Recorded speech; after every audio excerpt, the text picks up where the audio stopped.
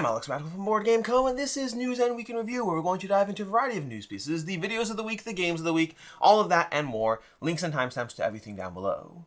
We're going to start off with the news. We have a bunch of news pieces to dive into, although slightly more negative, like nothing terrible as far as like nothing that dramatically affects your life, but just sadder stuff. Let's start off. We have CMON selling their global headquarters after suffering a $12 million loss. This article over on Board Game Wire will go fully into like a whole history of where they are, what's going on, and all of that. But the short version is the newest thing is they're selling a $2.5 million building to slightly put a ding in their losses. That's the kind of update over there. Again, nothing too shocking. Then we have Triton Noir. This one is very sad, unfortunately. Triton Noir, the home of Assassin's Creed, v Sabotage, they are unfortunately closing. They did a whole article, a whole breakdown of, well, everything that's been going on. It is sad. It's very sad. I'm a huge fan of Assassin's Creed. I was a huge fan of v Sabotage. This is an excellent, well-written article. Kudos to them for going out while not owing people a whole lot of games. So, strong kudos to them in that sense, but definitely it's sad. It's another publisher closing down, another company person deciding that they are no longer producing games, especially after having like massive success in crowdfunding. Or perceptionally massive success. It's sad. It's a reminder that not everything is, millions of dollars do not equate to everything working out well. We have Gama over here. Gama Executive Director John Stacy is stepping down. Gama just last week announced a 10-year plan, and currently John Stacy, his contract is up, and he's stepping down from Gama. This is more relevant if you are in the tabletop space as opposed to if you play tabletop games.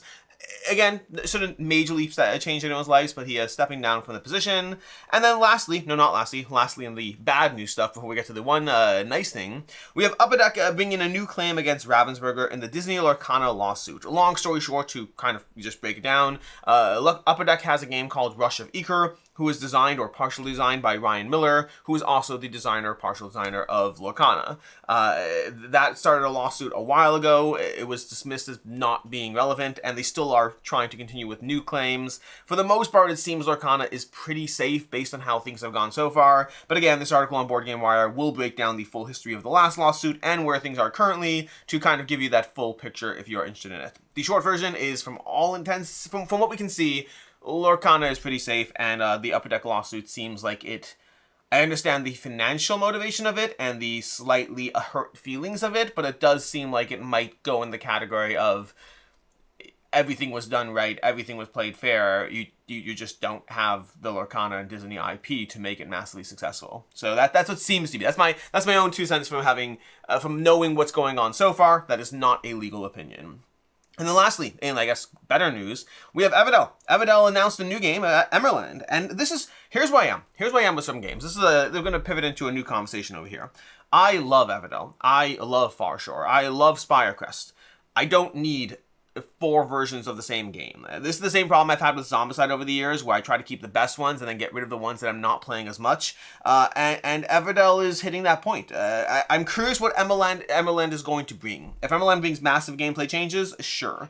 If it's more of the same, because Everdell Spirecrest, Everdell Farshore, and Core Everdell are all 90% the same with small rules tweaks. I like those rules tweaks. This is not a complaint. It's just a recognition that I don't need a new Everdell every single year, so this has to be either different or it's going to have to replace one of the Everdells I have so far, because currently I have all of them, and I don't need all of them. So we shall see. We shall see how this goes, but that's Everdell Emerland is going to be launching for Tabletop Tycoon. 7,000 followers already on the campaign, and we'll see where this goes. Make no mistake, I'm sure I'll like it. I have liked all the Everdells until now.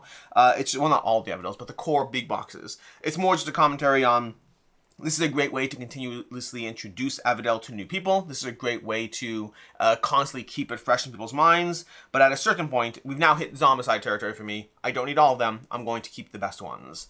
That is basically all the news for the week, which brings us into the videos of the week. Videos of the week. We had a few. We have a 2024 ratings breakdown that went up on Sunday. This is the last in the breakdown of ratings. If you're interested in statistical data on what my average ratings are and things like that, that covers 2024. I will be doing one at the end of the year for 2025, and then I'll probably do a recap of, okay, all time, because that's going to be 5 years of data, 6 years of data. 2020, 2021, 2022, 2023, 2024, and 2025. 6 years. I've been doing this for 6 years now.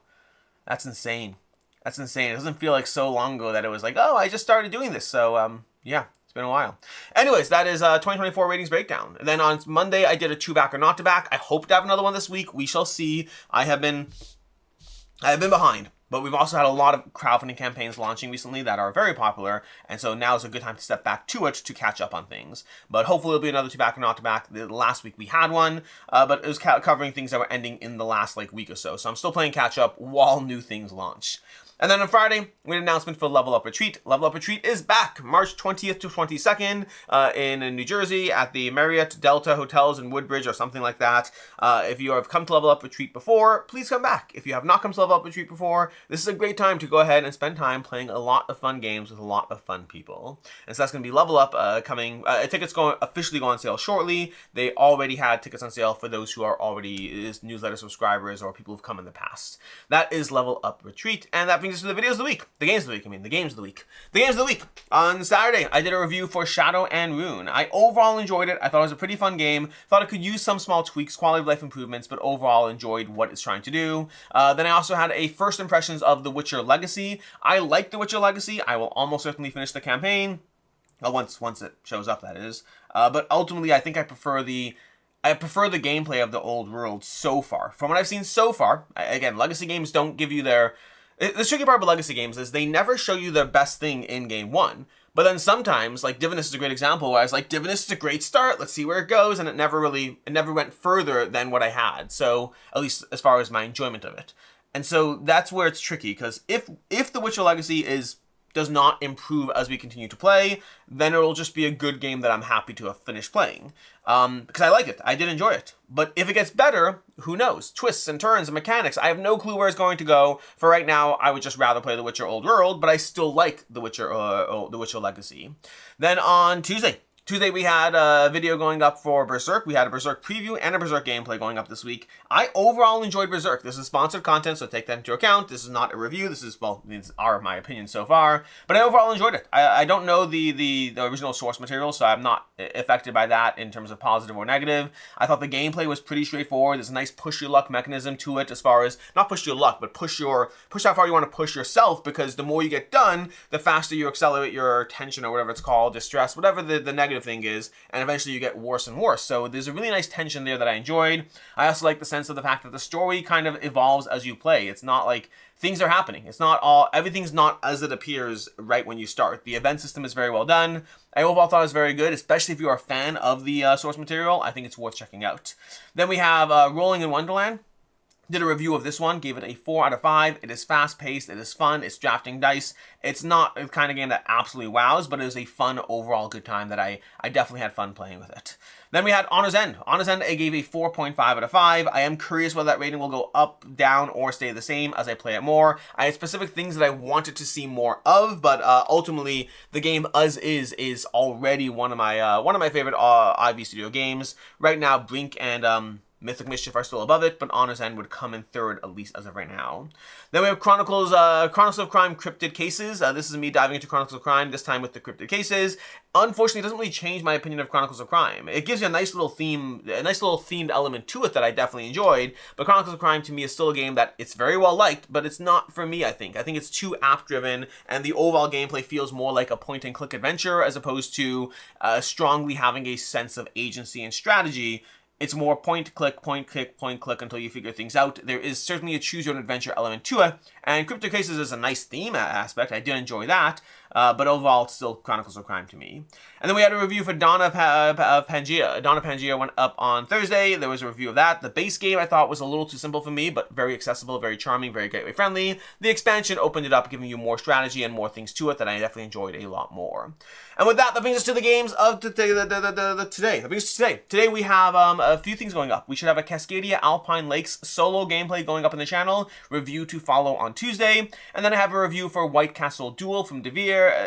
Well, I was about to say my thoughts and opinions. I won't. Watch the review. We'll talk about my thoughts and opinions next week. And of course, in the review that goes up later today.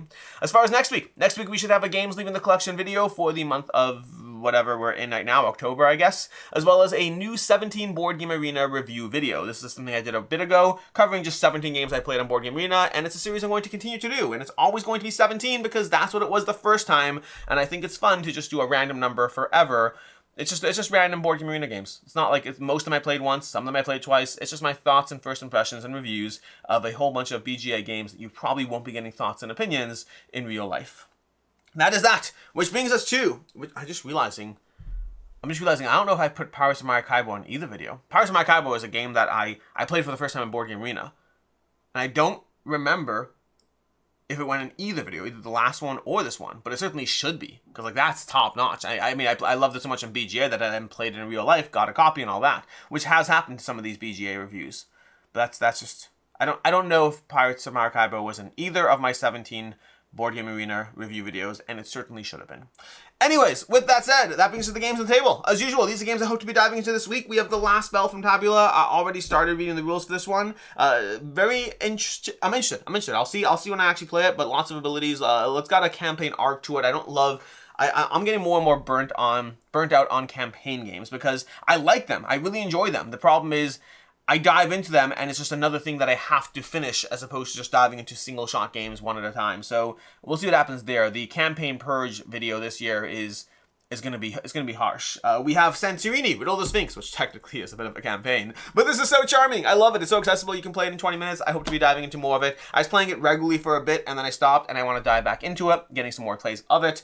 We have Dirt and Dust over here. This is a racing game. I'm curious. I'm intrigued. Hope to be diving into it this week. And then speaking of solo stuff, we have more Tanglewoods. I've played some of Tanglewoods over the past 2 weeks. I already filmed a gameplay that will go up soon, and I want to dive into more of these decks. Eventually review them. I'm not in a rush. I've already given my thoughts on some of it, but it would be nice to do like a full roundup review of all 4 of them once I'm done.